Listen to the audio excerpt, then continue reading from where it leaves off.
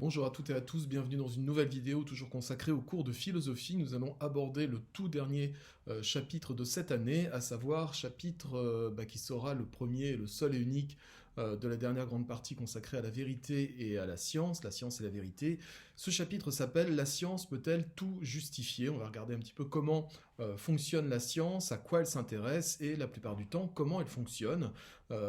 Comme je vous l'avais déjà dit, souvent, la philosophie a été critique vis-à-vis de la science, mais c'est un rapport un peu d'amour-haine entre les deux, dans la mesure où, bien souvent, à travers l'histoire, on a constaté que les philosophes étaient aussi scientifiques et que les scientifiques étaient aussi philosophes. Il y aura trois grands thèmes qui seront abordés dans ce chapitre. D'abord, théorie et expérience, et puis la démonstration, et puis matière et esprit. Alors, on commence évidemment par l'introduction. Depuis Thomas d'Aquin, saint Thomas d'Aquin, vous connaissez évidemment au moins son nom, puisque le lycée professionnel qui dépend de Saint-Joseph s'appelle comme ça, et oui, saint Thomas d'Aquin était bel et bien un philosophe. Donc depuis saint Thomas d'Aquin, au XIIIe siècle, on considère que la vérité, ce n'est pas la réalité, on l'avait déjà vu, mais l'adéquation entre la réalité, ce qui est extérieur à nous, et la représentation que nous en avons. Par conséquent, pour établir une vérité, la découvrir, notre propre vision du monde est très importante. Car si notre accès au réel extérieur est faussé, c'est tout l'enchaînement de la vérité qui est à revoir. Regardez ce qui se passe quand on est face à une illusion d'optique. Notre raison a beau nous dire que ce que nous voyons est faux, nos sens continuent à voir la réalité qu'ils enregistrent et non la vérité. C'est donc la preuve que notre vision du monde n'est pas ce qui est le plus fiable pour découvrir une vérité. On pourrait ajouter tout à fait autre chose à cette observation. Regardez ce qui se passe par exemple dans les débats télévisés, quand vous voyez ce qui peut se passer sur les plateaux de personnes comme Cyril Hanouna par exemple, qui aime bien avoir un panel devant lui de gens qui ont des opinions très différentes. L'opinion, c'est quoi? Ce sont des observations personnelles qui sont souvent prises par des vérités. On s'étripe, on s'écharpe, on s'engueule pas mal sur des plateaux comme celui d'Hanouna parce que nous sommes face à des personnes qui sont sur des visions très différentes de la réalité. Chacun a sa propre expérience et chacun veut apporter sa pierre à l'édifice, contredire l'autre. Si vous regardez souvent les débats chez Hanouna sont des débats qui concernent des faits de société qui sont toujours un peu polémiques, l'islamisation des banlieues, faut-il, oui ou non, accorder foi à ce qu'a raconté tel homme politique ou telle personnalité, etc. Et souvent, eh bien, vous écoutez un des intervenants qui parle, je sais pas, Verdez par exemple, puis Verdez vous dit « mais moi j'ai fait l'expérience, donc je peux vous dire que nanana ». Et puis en face, vous allez avoir, je sais pas, Agathe Auproux, qui va avoir un avis, une opinion totalement différente parce que son expérience des choses est tout à fait différente. Qui a raison, qui a tort? Quand on les écoute parler, on a envie de donner raison à celle ou celui qui vient de parler, et puis après quand on écoute le suivant ou la suivante, on se dit ah bah non, c'est vrai que c'est une vision des choses qui est intéressante aussi. Chacun est conditionné par son propre parcours, chacune est conditionnée par ses propres expériences. De là, qui détient la vérité? Finalement, j'ai envie de dire personne, et un peu tout le monde en même temps. Donc c'est encore une fois quelque chose qui est extrêmement problématique, c'est-à-dire que essayer de trouver une vérité, souvent on le dit en philosophie, c'est essayer de trouver un consensus entre des opinions différentes qu'il va falloir dépasser pour essayer de mettre en place, comme je le dis, un consensus philosophique. Mais le consensus existe aussi en science. Le consensus scientifique consiste à dire nous avons assez de preuves pour valider telle théorie et en faire une loi, cependant les choses sont toujours ouvertes. Et si vous arrivez avec des preuves du contraire, pourquoi ne pas les joindre au débat? Et finalement, souvent des théories scientifiques sont laissées tomber, remplacées par d'autres, parce que nous avons assez de preuves contradictoires. Donc aucune vérité n'est absolue. Alors ça, depuis la nuit des temps, les gens cherchent des vérités absolues auxquelles se raccrocher, auxquelles on peut se dire, voilà, ça y est, on a enfin trouvé la vérité. On se rend compte que souvent, des vérités qui sont instituées depuis longtemps parce qu'elles font consensus, commencent à s'effriter et puis finalement se retrouvent mises par terre et remplacées par d'autres théories, par d'autres lois qui sont tout à fait différentes. C'est un système qu'un philosophe américain du XXe siècle, qui s'appelait Thomas Kuhn, appelait le système des paradigmes. Qu'est-ce que c'est qu'un paradigme? À ne pas confondre avec paradis, évidemment. Un paradigme, c'est un cadre.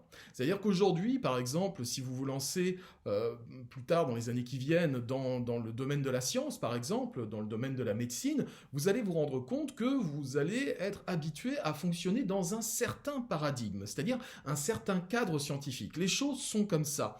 Mais que, si au cours de vos recherches, si vous êtes scientifique et que vous trouvez des preuves rigoureuses, totalement différentes de ce qu'avance le paradigme dans lequel vous êtes, eh bien vous serez en droit au bout d'un moment de remettre en question ce paradigme, d'en élaborer un autre, et s'il cadre plus au réel extérieur, la vérité peut très bien changer de camp. C'est ce qui s'est passé de façon extrêmement spectaculaire quand on a découvert que ce n'était pas le Soleil qui tournait autour de la Terre, mais la Terre qui tournait autour du Soleil. Depuis des centaines, voire même des milliers d'années, on était habitué à ce paradigme, à ce cadre théorique qui était en place et qui expliquait un certain nombre de choses. Pourquoi les étoiles nous tournent autour? Pourquoi est-ce que les constellations ne sont jamais à la même place? Eh bien parce que tout tourne autour de la Terre. Et puis, un certain Copernic, puis un certain Galilée font des découvertes qui prouvent que, ben non, c'est plutôt nous qui tournons autour du Soleil, que tout tourne et que nous faisons partie de tout ce qui tourne. Il a fallu mettre de côté un cadre théorique extrêmement élaboré pour le remplacer par un autre. Et ça ne se fait pas sans heurts, ça ne se fait pas sans mal. Si vous connaissez un petit peu cette histoire des sciences, Copernic a été obligé de publier le livre où il prouvait tout ça après sa mort pour ne pas finir au bûcher, et Galilée, lui, a évité le bûcher en abjurant ce qu'il disait, c'est-à-dire qu'il est passé devant un tribunal religieux pour dire non, en fait, c'est pas du tout vrai, et puis la vérité a été obligée de se développer après la mort de Galilée, puisqu'il a été carrément menacé de mort par la communauté scientifique et religieuse de son époque. Donc, c'est pas rien de changer de cadre théorique, ce n'est pas rien de changer de paradigme, comme les appelait Thomas Kuhn. Et pourtant, ça se passe en science. Le Big Bang a apporté des notions totalement nouvelles sur la naissance de l'univers. Il a bien fallu s'y faire, et il a fallu que la communauté scientifique délaisse certains de ces cadres, certains de ces paradigmes de recherche, pour les remplacer par de nouveaux. Ainsi va la science et ainsi va la vérité. Donc une vérité absolue, totale et totalement inébranlable, ça n'existe pas en science. Un autre philosophe allemand, celui-là au XXe siècle, et qui s'appelait Karl Popper disait la particularité de la science, et ce qui fait que la science est la science, c'est justement le fait qu'elle ne soit pas éternelle. C'est ce qu'il appelait la falsifiabilité des théories scientifiques. Une théorie scientifique, c'est quelque chose qui peut être falsifié, qui peut être mise à mal, qui peut être déconstruite par une autre théorie scientifique. Et heureusement, dit Thomas Kuhn, sinon on ne serait plus dans l'univers de la science, on serait carrément dans l'univers de la religion, si on n'avait pas le droit de remettre en cause les vérités scientifiques. Vous voyez comment ça avance, comment ça progresse. La vérité en science, peut-être qu'on arrivera un jour à des vérités qui seront démontrables et totalement infalsifiables, mais pour l'instant, ce n'est pas le cas. Aucune vérité n'est éternelle ni définitive en science. La science est une façon pour l'homme de s'approprier la réalité, en réussissant à prouver ce qui est vrai ou faux, possible ou impossible. Or, on peut faire de la science en passant par la théorie et par l'expérience. Théorie vient du grec théoria, qui veut dire la contemplation, c'est donc observer ce qui se passe, vérifier la réalité avec nos sens, et expérience vient du latin experientia, qui veut dire mettre à l'épreuve du réel. Alors, je vous invite à noter dans votre carnet, dans votre répertoire, quelques définitions justement entre théorie, expérience et vérité. On commence par le terme de théorie. Théorie, qu'est-ce que c'est ? Donc notez-le, c'est un ensemble de propositions organisées méthodiquement pour expliquer une partie du réel. Théorie, ensemble de propositions organisées méthodiquement pour expliquer une partie du réel. La théorie est évidemment très présente en science. On fabrique des théories tous les jours. Quelle est la différence entre une hypothèse et une théorie? On verra plus loin la définition du mot hypothèse. Quand vous émettez une hypothèse, vous n'avez pas forcément de preuve de ce que vous dites. Vous pouvez faire n'importe quelle hypothèse. Si par exemple vous êtes dans une maison et que vous entendez un bruit bizarre, vous avez tout à fait le droit d'émettre l'hypothèse comme quoi ce sont des fantômes. Okay, quelqu'un d'autre va répondre non, c'est parce que la maison est humide, le bois craque et forcément on entend des bruits. Qui a raison, qui a tort? Eh bien il va falloir mettre cette simple hypothèse, puisque tout est permis, en rapport avec le réel.